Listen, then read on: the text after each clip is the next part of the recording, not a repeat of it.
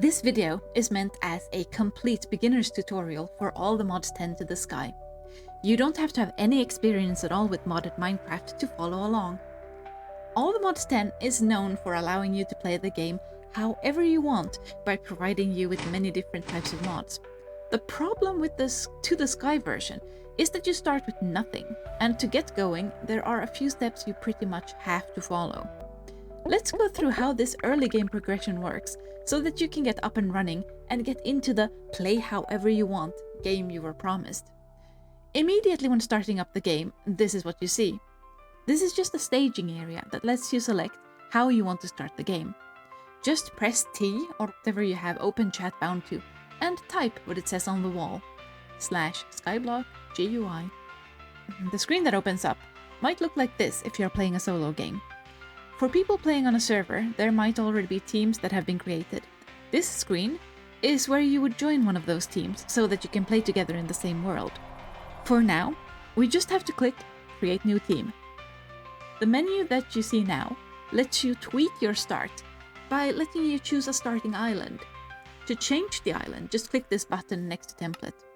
There are some really nice ones that let you start with some basic resources like stone and water. But if you want to have a true skyblock experience where all you start off with is a tree and some grass, then just go for it. The bigger starting islands are nice, but don't think that they are required in any way. With all the mods we have available, we can manage with pretty much nothing. These tick boxes only really matter if you're playing on a server with other people. To play with your friends, make sure to tick the Join Requests box. Add a name for your team or just click Create and it will randomly generate a name for you. For people who are playing on a server, it might be interesting to note that you can open up this same GUI again at any point by just repeating the command /skyblock_GUI. This will show you the list of teams and give you some handy team management and teleport options. Now, what is our first goal? The first thing we need in Minecraft will always be wood. So let's first talk about two of the most useful early game time-saving mods, Squat Grow and Ultimine. All starting islands have a tree, and the mod FTB Ultimine helps us cut it down quickly. When pressing the tilde key by default, the key under the escape button to the left of the number 1, we can do vein mining, meaning that we will harvest all blocks of the same type as the one we are looking at, as long as the blocks are touching each other. Once we have cut down our first tree and hopefully gotten a sapling back, we can regrow it immediately using Squat Grow.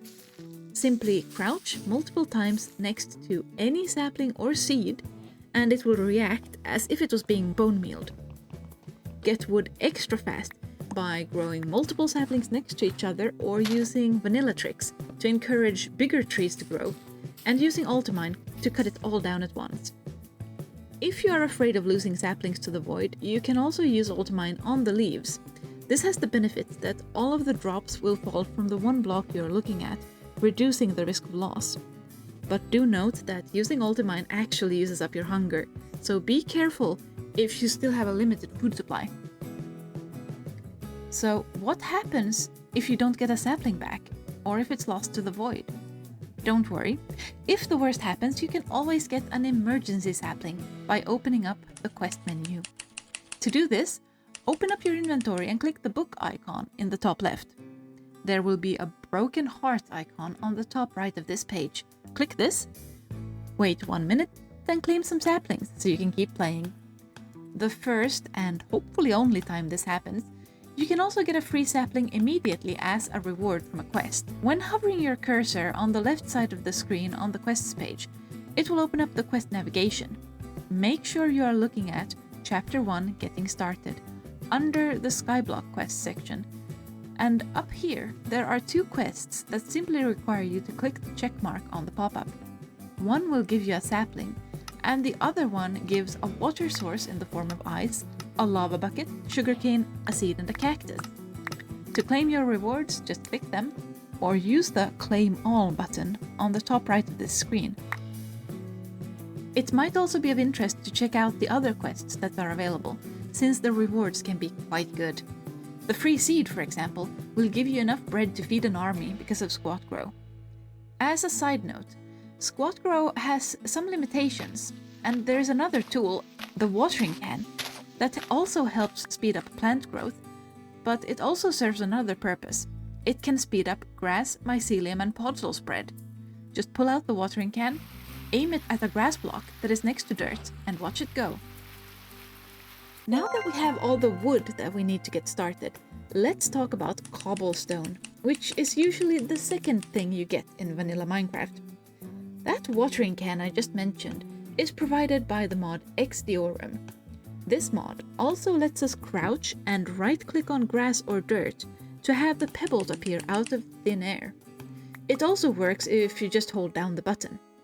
These pebbles can give us cobblestone as well as pretty much every stone type block from vanilla Minecraft. All we have to do is craft 4 pebbles together. Note that you need to have an empty hand. This can make it a bit annoying, since you will immediately pick up a pebble that fills the hand. To save yourself having to deal with this, the simplest way is probably to just aim it far enough away from you that you don't pick up the pebbles automatically. You get pebbles on every click, meaning an auto-clicker can give you pebbles incredibly fast. Additionally, if you were to rebind your use item keybind to an actual keyboard key, it would for some reason significantly speed up the process. I highly recommend doing this to save yourself a lot of time. But remember to reset the keybind afterward, because use item is one of your most used keys, and having it not be on the right click is frustrating. So what is next, after wood and cobble? We will need to discuss food and ores, but there is one thing that it would make sense to bring up first, and that is string of all things. It will be important soon, and we happen to have a really fast and interesting way of getting string already. This string shortcut is also courtesy of Xdiorum. We have access to something called silkworms. To get a silkworm, we need a special tool called a crook, which we can craft with just 4 sticks. Once we have the crook, we can grow another tree and use the crook on the leaves. Ultimine works here too. The silkworm is not a guaranteed drop, so you might have to try a few times. Once you have gotten a silkworm, grow yet another tree and place the silkworm in any leaf block by right-clicking. Now wait and watch what happens. It will quite quickly infest the leaf block where you placed it, and then it will start spreading to nearby leaves until the whole tree canopy has turned white. I recommend that you just wait a few moments until the whole tree is infested. Now when you use the crook again, it will give you string as well as a chance of more silkworms. Now let's continue with what is probably the most important tool in all the mods 10 to the sky, the sieve.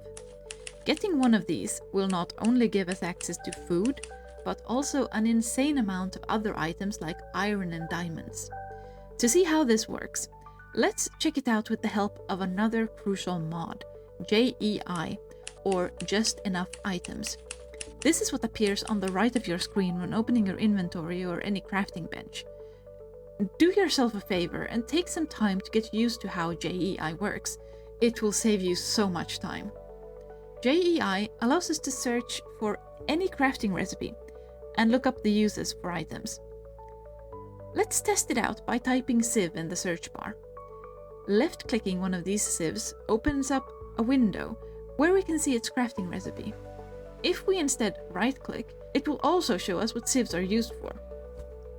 Let's right-click now and navigate to this tab that has the sieve icon. This will show us all of the different things the sieve can give us. We can see the required input item, which will be consumed, as well as something called a mesh with different qualities. The sieve is only a container. It needs a mesh in order to work. It is the quality of the mesh that decides what items we can get and their probabilities. We can also see the probability of getting a certain item by hovering over it. The simplest mesh is made from string, which is why I wanted to get the string discussion out of the way first. Before we actually craft anything, let's make our crafting table and take advantage of another mod of extreme convenience, the crafting table on a stick. You craft this by literally combining a crafting table with a stick. This is an item you can put in your curios slots and keybind. The curio slots are just additional slots for equipping items that you can access from your inventory by pressing this button. There is one slot marked crafting table on a stick. Put it in there and go check what your keybind is for crafting on a stick. I tend to put it on Q and put my drop item keybind further away from my WASD. When you look at the crafting recipe in JEI, you can click the plus icon to have it automatically put the items required into the crafting grid for you. You can also shift click it, and it will allow you to craft multiple. The crafting grid it will put the items into is whichever one you had open when you started navigating JEI. If you just had your inventory open, it might complain that the crafting grid is too small, requiring you to exit out and open JEI from a crafting bench. Now, let's craft our sieve and string mesh. Put the sieve down anywhere and right-click the mesh onto it. Okay, how and what do we sieve? The first thing to start with is gravel, which we can actually create from cobblestone using the Xdiorum hammer. The hammer is very simple to make, 3 sticks and 2 cobblestone. And all we have to do is place some cobblestone in the world and use the hammer on it. Remember alt-mine.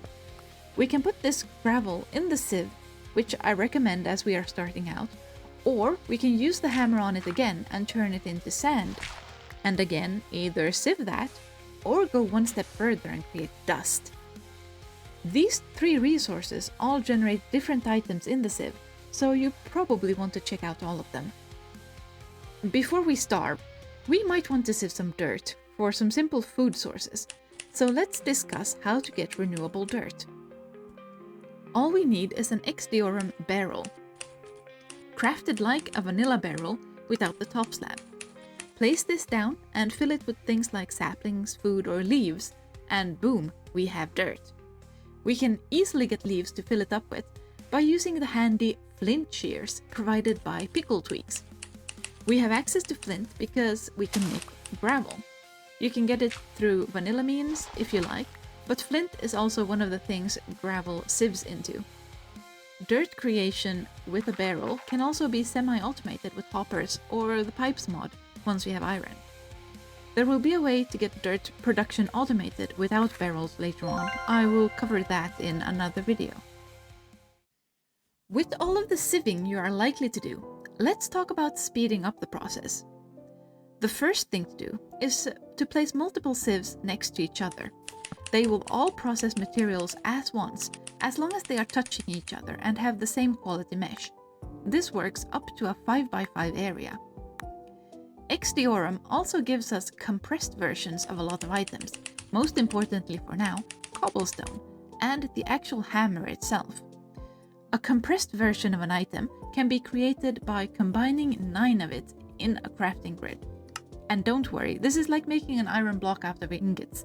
You can get the uncompressed resources back whenever you want. If we were to create a compressed hammer by combining 9 of the basic hammers like this, then this no longer works to create gravel from cobblestone. It now only works on compressed cobblestone. As you can imagine, this will speed up the process of making gravel considerably, because we can use our hammer on 1 item instead of 9. Or we can compress items further and save even more time. Compressing items actually has keyboard shortcuts as well. By default, it should be bound to K. Just press K when hovering over items you want to compress. And note that you have to have a 3x3 crafting grid open for it to work on cobblestone. But it would still work to compress pebbles into their stone types if you only have a 2x2 crafting grid open. Now, this might be your life for a while. Get pebbles, turn into cobblestone, compress, place down, use hammer on it, decompress the gravel and use it in the sieve. And bathe in resources. The ores you get are actually chunks though, so you need to combine 4 of them to get an actual ore block. To get even more profit, we also have ore duplication options in the pack. The cheapest to start off with is probably the ore hammers, specifically the copper one. Make sure that when you get copper ores, you actually place them down in your world and break them, because you do get more than 1 raw copper per ore that way. For the other ores, it is a 1-to-1. You just need to smelt up your first 18 raw copper to craft the hammer. Then you can use it to double the amount of all the other ores you are getting. With that ore hammer under our belt, getting 10 iron is no problem. And with 10 iron, we can increase our ore duplication even more by crafting the squeezer from Integrated Dynamics. This is a strange but fun one. This will create 2 to 3 raw versions of the ores we have, which we can then use the ore hammer on to get 4 to 6 iron ingots from every iron block, which is quite ridiculous for something that is this easy to make. The reason I say that it's a strange one, though, is that to use it, you first have to place your ore inside of it by simply right-clicking it in there, and then you have to get up on top of it and jump a few times to squish the ore block. This can be semi-automated by using armor stands to simulate a player jumping on it. Simply place 2 armor stands on top of the block. This can be done, for example, by building 3 blocks up next to it so that you can place the second armor stand. And then use a redstone signal to reset the squeezer, and look at the armor stands fly. If you place the next ore in there before they land, they will squeeze it, and you can reset it with redstone again. This can be done with any redstone signal. A button or a pressure plate is probably the easiest, but using a redstone clock to trigger it on a timer is also possible, either using vanilla redstone clock or one provided by a mod. Placing a hopper pointing into the squeezer will both insert and extract the ores for even more automation. Having pebbles be our only source of cobblestone is starting to feel silly, so let's look at automating that. There is a completely automated way to make cobble that can be set up early game, provided by the mod CobbleGen Galore. This is block generators. To create and set up one of these to make cobblestone, you need 1 bucket of lava and 1 bucket of water for the crafting recipe, as well as another source block of lava and one of water to set it up inside your world. Creating water is actually pretty simple. The process is exactly the same as for creating dirt. We just have to use an oak crucible instead of a barrel. Getting lava requires a porcelain crucible. To make this, we need clay and bone meal. Bone meal we actually already have access to. Simply sieve some dust. Remember, you get dust by using the hammer on sand, which is from using the hammer on gravel. To get clay, we can use dust on an XD or a barrel with water in it. We can now create an unfired porcelain crucible by combining the bone meal with the clay and creating a cauldron shape. Put this crucible in a furnace to make a porcelain crucible. Put this down on top of a fire source. A torch works, but the campfire will actually make it work faster. Put cobblestone into the crucible and wait for lava to be created. Now we have everything we need for the block generator. After having crafted it, we need to place it in the world, adjacent to lava and water, flowing or source blocks. This will now create cobblestone quite fast. You can just put an inventory on top of it, and it will automatically output the cobblestone into it. I recommend using a drawer from the functional storage mod, or a compacting drawer when you can afford it. This is a chest that holds a large amount of one or a few items. Even the unupgraded versions are quite convenient. When upgraded, the amount of an item they can hold is quite impressive. Your next goal from here should be to upgrade your meshes from string tier to at least iron tier, because that will give you the chance to get diamonds. Check JEI for the crafting recipes. Note that the next tier of mesh always requires the previous tier in its crafting recipe. If you want to remove the mesh from the sieve that you have already placed, then you can sneak right-click the sieve. I also have some bonus early game tips. To simplify building, we can use the stickiest stick provided by the mod construction sticks. This lets you place multiple blocks at once and is super easy to make and use. Instead of carrying around an axe, pickaxe, and shovel, you can combine them into a paxel that works on all blocks that the individual tools do. You can create gravel from diorite, andesite, and granite using the hammer, not just cobblestone. You can put fortune on your sieve meshes.